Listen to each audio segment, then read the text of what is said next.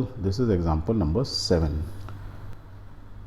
A hiker stands on the edge of a cliff 490 meters above the ground and throws a stone horizontally with an initial speed of 15 meters per second.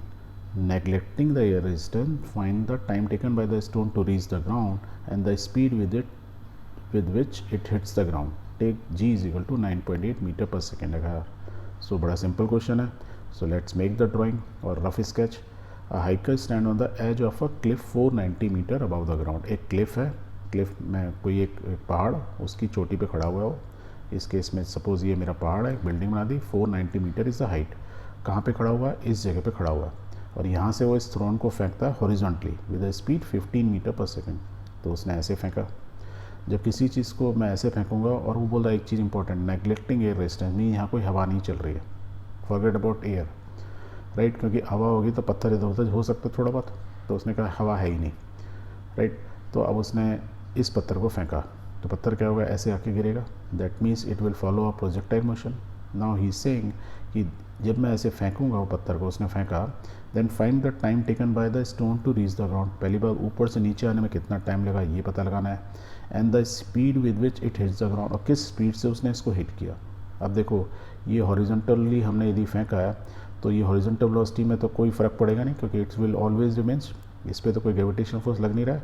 तो the horizontal velocity will remain same.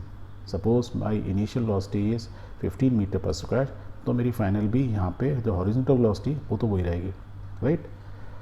मान लो initial मैं horizontal U H बोल देता हूँ 15 metre, तो मेरी horizontal जो final velocity वो वी एस से मैंने नोट कर दिया.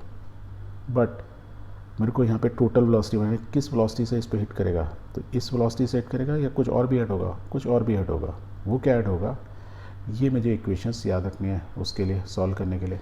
पर यदि मैं डायग्राम पॉइंट से देखूँ तो इस ऑब्जेक्ट पर, इस हाइट पर यदि मैं सॉल्व करूँ तो मैं बोलूँ कि इसकी वर्टिकल वेलोसिटी इस पोजीशन पे, वर्टिकल वेलोसिटी इज 0.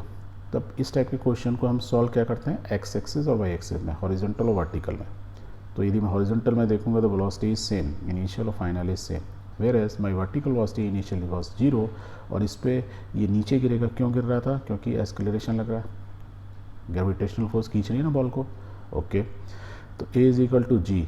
और इस केस में मालूम है सारी डायरेक्शन को, नीचे वाली डायरेक्शन को मैं यदि वर्टिकल डायरेक्शन को भी यहाँ पे X X Y axis minus Y axis को पॉजिटिव लेता हूँ तो acceleration is equal to G. या और वेलोसिटी है जो नीचे जा रही है तो वो भी मैं वी इक्वल टू, तो मैं सब कुछ नीचे वालों को मैं डायरेक्शन को यदि मैं पॉजिटिव ले लेता हूँ, मान लेता हूँ इस केस के अंदर, तो वी फाइनल वेलोसिटी वी होगी. और ये क्यों बढ़ेगी? Due to gravitation. ऊपर से कोई भी चीज़ फेंको तो उसकी वेलोसिटी बढ़ती जाती है. दैट मीन्स इस जगह पर, इस पोजीशन पर जब वो ग्राउंड पे आया तो हॉरिजॉन्टल वेलोसिटी तो मालूम है मेरे को, वर्टिकल वेलोसिटी कुछ होगी जो ड्यू टू ग्रेविटी बढ़ेगी. दैट मीन्स मैं रिजल्टेंट वेलोसिटी यहाँ पे निकाल सकता हूँ. And that is what he is asking कि किस स्पीड से वो गिरेगा. और रिजल्टेंट हॉरिजॉन्टल मालूम है, वर्टिकल मालूम है, तो मैं मैग्नीट्यूड रिजल्टेंट वेलोसिटी का निकाल सकता हूँ कि स्क्वायर ऑफ हॉरिजॉन्टल का स्क्वायर प्लस वर्टिकल उसका अंडर रूट, राइट.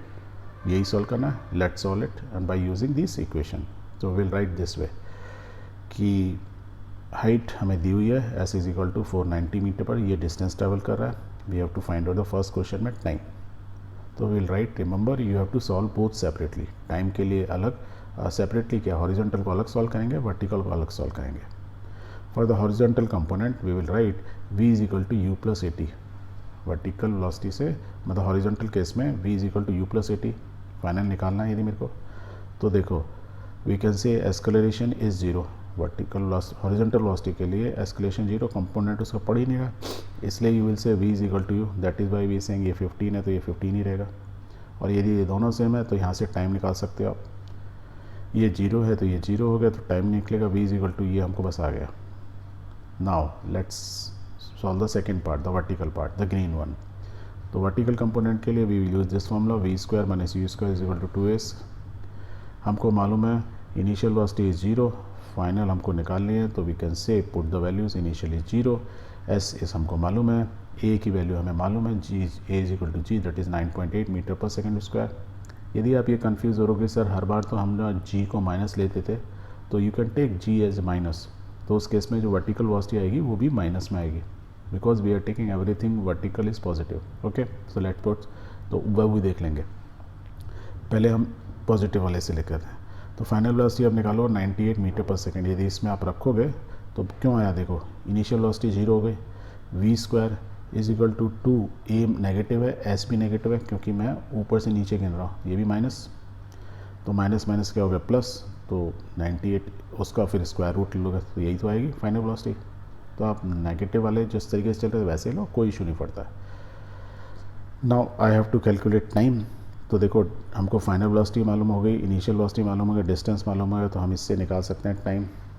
और यदि फाइनल नहीं भी मालूम हो तो हम टाइम तो निकाल ही सकते हैं। तो लेट्स पुट, तो s इज इक्वल टू 490, यदि मैं माइनस डालना चाहूँ तो माइनस डालो, -90, u इज़ 0 और ये हो जाएगा हाफ 9.8 टी स्क्वायर। यदि ये माइनस है तो मैं अंडर स्कूट तो माइनस का ले नहीं सकता, राइट, माइनस का नहीं ले सकता, तो मैं क्या होगा अंडर स्कूट क्या रहूँगा, इसलिए मैं टी का लूँगा, इसलिए मैं पॉजिटिव बोल रहा था। ओके, उससे कन्फ्यूज़न थोड़ा सा हो जाता है। तो let's solve it. Once you solve it you will get t is equal to 10 second. That means body को ऊपर से नीचे गिरने में कितना सेकेंड लगा, 10 सेकेंड लगा। तो कहने का मतलब यदि किसी चीज़ को मैं हॉरिजॉन्टली थ्रो करूँ उससे कोई फ़र्क नहीं पड़ता है, इट इज़ नीचे टोटल आने में उसको टाइम क्या लगेगा, जो भी टाइम लगेगा वो ड्यू टू ग्रेविटेशनल फोर्स की वजह से है। तो हमको ये सोचना ही नहीं है हॉरिजॉन्टल का, वर्टिकल को बस कंपोनेंट सॉल्व कर तो you will get the time. तो हमको टाइम फर्स्ट पार्ट तो सॉल्व हो गया। Now come to the second part. Similarly we can say this velocity, हमको देखो वर्टिकल वेलोसिटी मालूम थी 98 है, ये 15 है, तो टोटल फाइनल वेलोसिटी निकाल सकते हैं, तो निकाल लो इस फार्मूले से। तो let's put it 15 square plus 98 का स्क्वायर, तो द फाइनल वेलोसिटी इज, किस वेलोसिटी से वो आके हिट करेगा, एट 99 मीटर पर सेकेंड। इस वेलोसिटी से आके वो ग्राउंड को हिट करेगा।